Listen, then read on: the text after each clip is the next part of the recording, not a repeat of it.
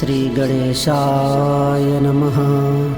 जीवित पुत्रिका व्रत के विषय में स्त्रियों के सुख सौभाग्य आदि के लिए और पुत्र की चिरंजीवी आयु की कामना के लिए स्त्रियां जीवित पुत्रिका व्रत का उपवास रखती हैं और विधि विधान के अनुसार राजा जिमुतवाहन और कुश से निर्मित जीवित पुत्रिका का पूजन करती हैं। गले में धारण करने के लिए स्वर्ण, चांदी अथवा सूत्र की जीवित पुत्रिका का निर्माण करती हैं और जिमुतवाहन राजा के साथ में कुश की आकृति बना करके पूजन करने के उपरांत स्त्रियां अपने गले में धारण करती हैं।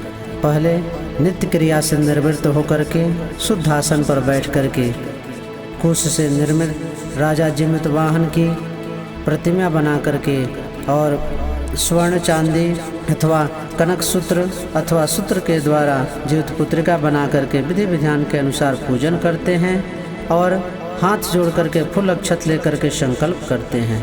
अपने नाम गोत्र का स्मरण करके देश कालो संकृत्य स्वकृत मनो व कायिक वाचिक मानसिक सांसर्गिक दूरित क्षय पूर्वक पति पुत्रायु सौभाग्यादि समृद्धि हेतवे जीवित पुत्रिका व्रतोपवास तथा पूजाम च अहम करिष्ये। इस प्रकार संकल्प करने के पश्चात पंचोपचार, दशोपचार या षोडशोपचार से जिमुतवाहन राजन और जीवित पुत्रिका का ध्यान करना चाहिए।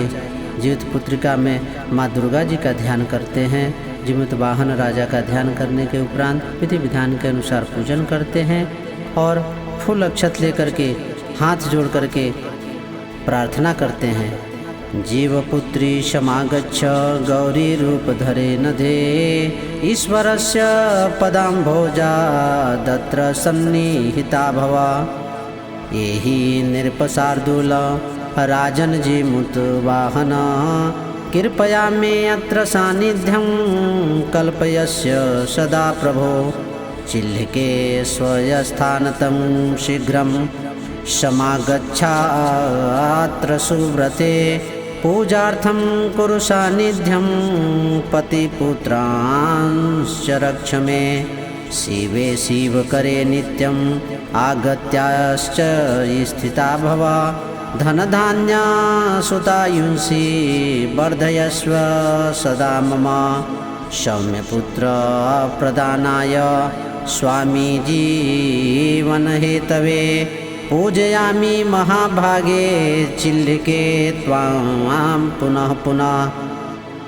रूप संपत्ति सौभाग्य वर्धनाय सदा मम मद्दक्ते मां प्रियां पूजां गृहाणेह कृपां कुरु।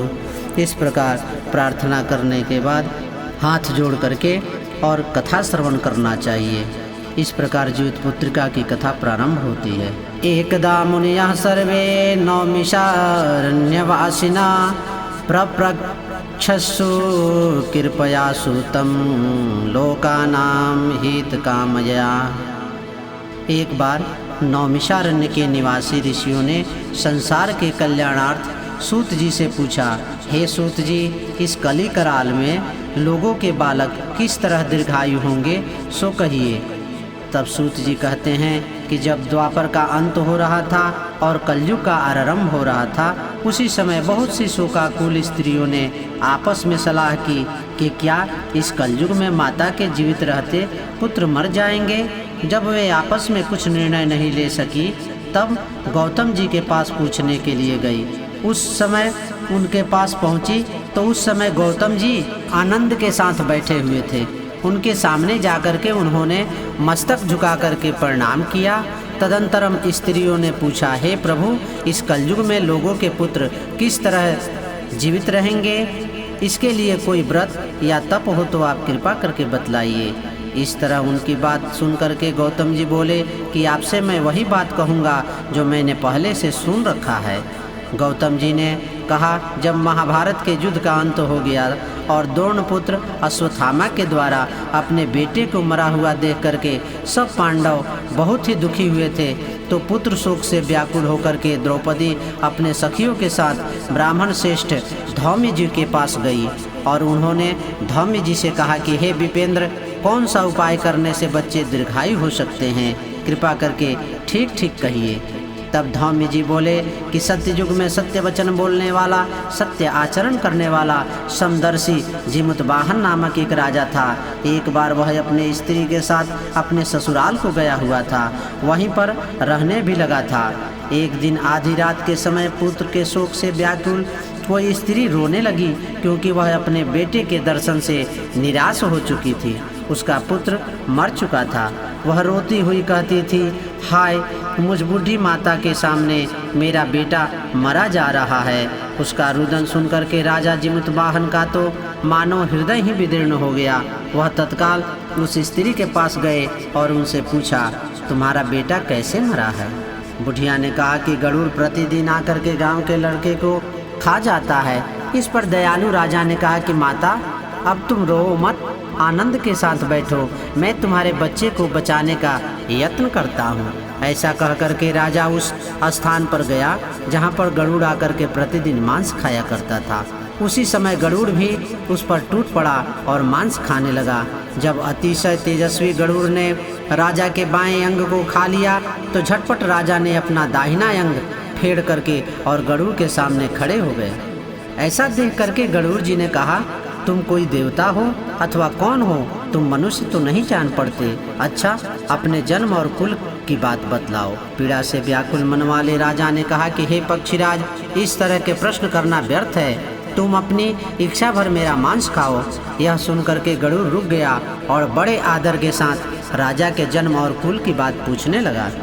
राजा कहते हैं कि मेरे माता का नाम है सैव्या और मेरे पिता का नाम शालिवाहन है। सूर्य वंश में मेरा जन्म हुआ है और जीमूतवाहन मेरा नाम है। राजा की दयालुता को देख करके गरुड़ ने कहा, हे महाभाग, तुम्हारे मन में जो भी अभिलाषा है वह वर मांगो। राजा ने कहा कि हे पक्षीराज, यदि आप मुझ पर प्रसन्न हैं और वर देना चाहते हैं तो वर दीजिए कि आपने अब तक जिन प्राणियों को खाया है वह सब जीवित हो जाएं। हे स्वामीन, अब से आप यहाँ के बालकों को नहीं खाएं और कोई ऐसा करे कि जहाँ जो भी उत्पन्न हो वह अधिक दिनों तक जीवित रहें। धौम्य जी कहते हैं कि पक्षीराज गरुड़ राजा को वरदान दे करके और स्वयं अमृत लाने के लिए नागलोक को चले गए और वहाँ से अमृत ला करके उन्होंने उन मरे हुए मनुष्यों के हड्डियों पर बरसाया। ऐसा करने से वह सब जीवित हो गए जिनको कि गरुड़ ने पहले खा गया था। राजा के त्याग और गरुड़ की कृपा से वहाँ वालों का बहुत कष्ट दूर हो गया। उस समय राजा की शरीर की शोभा दुगनी होने लगी।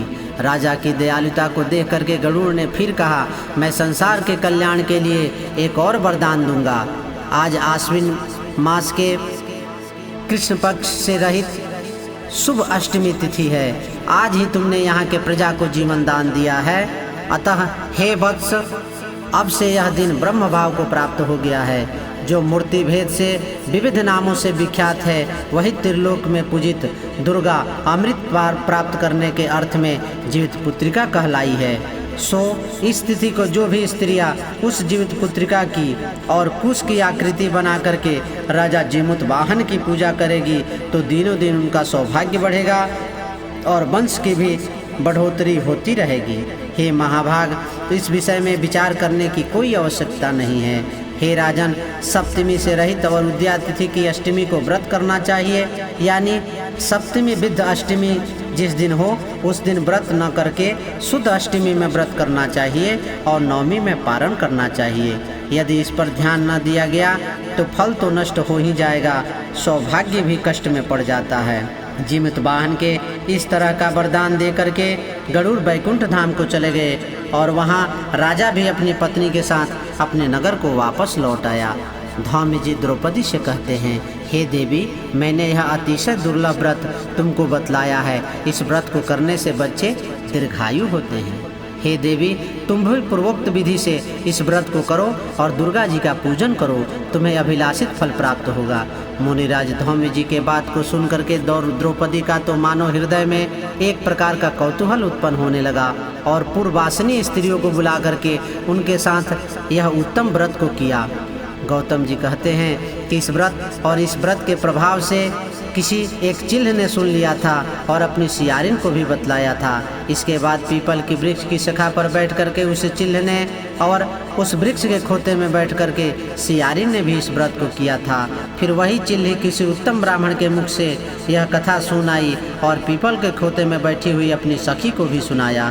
सियारिन ने आधी कथा सुनी थी कि उसे भूख लग गई और वह उसी समय 100 से भरे हुए स्थान में पहुंची और वहां उन्होंने इच्छा भर मांस का भोजन किया और चिल्ली बिना कुछ खाए पिए रह गई और सवेरा हो गया। सवेरे वह गौशाले में गई और वहां गौ के दूध को पिया। इस तरह उसने नवमी में पारण किया। कुछ दिन बाद वे दोनों मर करके और अयोध्या में किसी धनी व्यापारी के यहाँ जन्म लिया।